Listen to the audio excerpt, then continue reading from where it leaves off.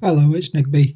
I've just watched Picking Principles pick one of the locks that I sent him in a trade. I have to say I get a massive kick out of seeing something that I've sent halfway around the world picked by another lock sporter. Really is just one of the aspects of this hobby that I found really interesting. So I thought I'd do a quick lockpick snap video. It's something that I like to do if I see somebody that's one of my subscribers, or I subscribe to them, and I've got the same lock. I like to pick the same lock. So anyway, one thing I did notice is that Picking Principles had a little bit of a problem with this lock, and I think all of that was down to the pick that he was trying to use. I use for this a really shallow hook. This is the Scimitar from Lock Tools. This was designed by Tipene. I'm going to put a link to his channel in this as well, because it's about time he had a shout out.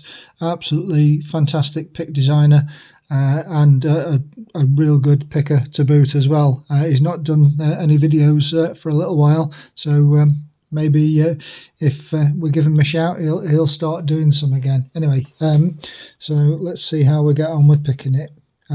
What I tend to do is slip all the way down to the back of the lock and then pull forward. I think it was Bosnian Bill's speed bump method.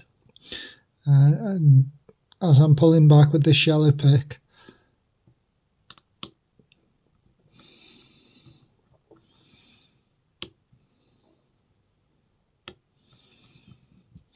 okay, so that's set a couple of pins just by pulling forwards.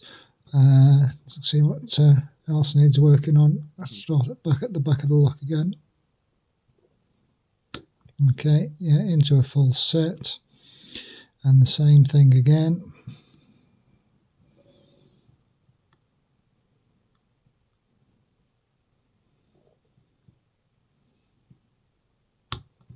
Okay, that's gone into a nice deep full set now. Just give you a look at how turned that is. And I know from these locks now, I haven't got the key to this, but I suspect that it's a real ramping up bit in towards the back. This is no longer deep enough. So what this has managed enabled me to do is to set all those pins without oversetting all the stuff at the front. So after that, I changed to a hook with a little bit of a deeper. That's it. And then just down at the back, I can feel pin 6, and using a scooping motion, and there we go, we've got it picked. I genuinely think that that's why Picking Principles was having problems with this lock. They're a really nice lock. They're these little Iseo. I think it might be called an R6. No, it can't be an R6. It must be an R5. Not sure. Hopefully somebody will come along with a model. I've taken or loosened the clip. What I'm going to do is just spin that. No, I'll keep hold of it.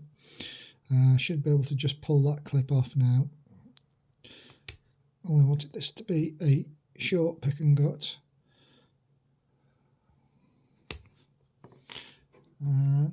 Let's bring some tools in. Slip a shim in. Always practice safe gutting, folks. Where are the pins going to be? They're going to be there. So very quickly just dump these out. So 1, 2, 3, 2, 4, and 5. Not going to mess around with those too much. Shim out. Let's have a look at these as they come out. So we're going to suspect that there's a mixture of standard and spooled pins.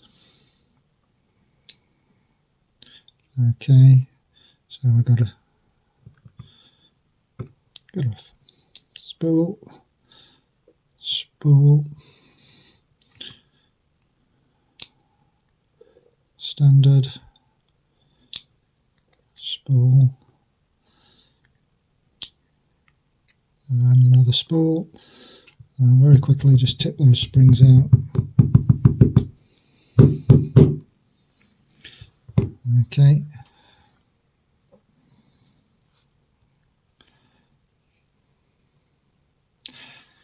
So there you go. There's those pins. Don't think there's going to be anything unusual down there. No. So there you go. Come on, focus. Quick gut, pick and gut of an Iseo 5-pin lock. Thanks for watching.